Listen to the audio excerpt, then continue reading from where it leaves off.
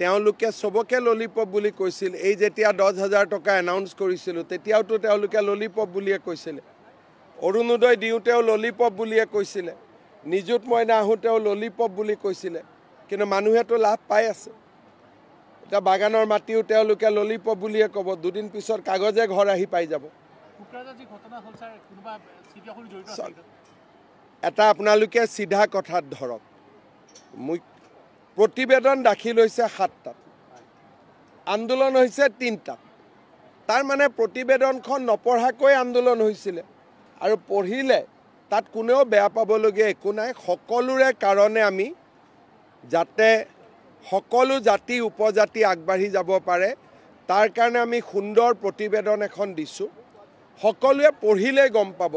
যে ইয়াত কাকো অন্যায় কৰা হোৱা নাই সকলোকে ন্যায় কৰা হৈছে